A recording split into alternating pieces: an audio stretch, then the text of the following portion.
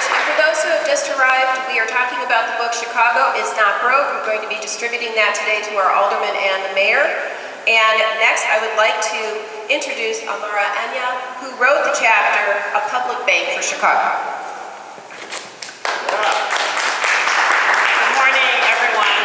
I want to first thank Hillary Denk and the League of Women Voters for helping to organize this press conference. I also want to thank Tom Chesser and my co-authors, Professor Dick Simpson, and many others who contributed to the book Chicago is Not Broke, Funding the City We Deserve. Could you please spell your name for us? Sure. My name is Amara Enya, A-N-A-R-A, and the last name is E-N-Y-I-A. The principles in the book, and I'm hoping that after this press conference, many of you pick it up, we will be distributing copies to all 50 of the aldermen in the city of Chicago. This is an organizing tool. So many of you have been hearing about some of the conversations around revenue, around cuts to services, around scarcity, the scarcity narrative that's really prevailed in the city. And what this book does is it puts together a number of proposals that will help us to address not only the revenue issues that we've been experiencing, but it also speaks to the issue of corruption and the cost of corruption in the city of Chicago. The chapter that I focused on is on a public bank for the city of Chicago, which is a concept that has the possibility or the ability to whole-scale transform the nature of our economy. Think about the billions of dollars that the city of Chicago expends just on interest alone to traditional financial institutions on major infrastructure projects. We pay about 40 to 50% in the cost overruns simply on interest. This is for road repairs, our water system, and other building repairs and things that the city spends. If we also talk about the ability to issue low-interest loans to small business owners, we talk about the importance of the small business community to our city's economy, and yet access to capital is still a major barrier to entrepreneurs who want to open or expand their small businesses.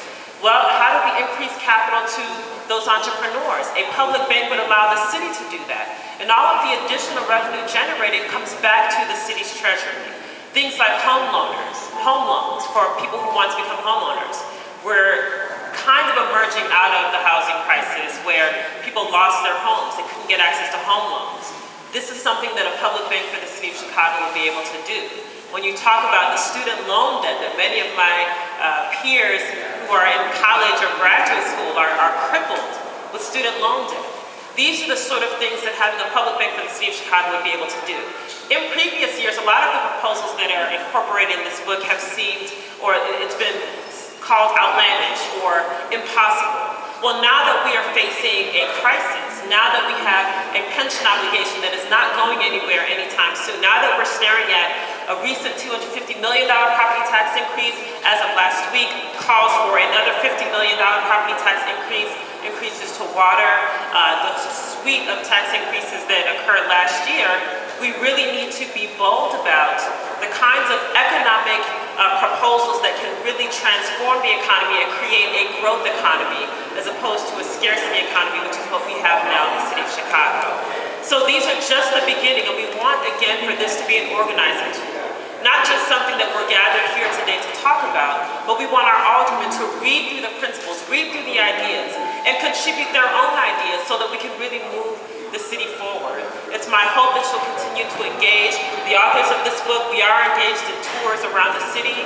We're hosting community gatherings with your organizations in your neighborhood to talk about some of these ideas, as well as helping the people of this city understand what's happening in the budget, how we work through the situation that we have now in the city and the state, and how we can move forward with a better economy that serves the people of the city of Chicago.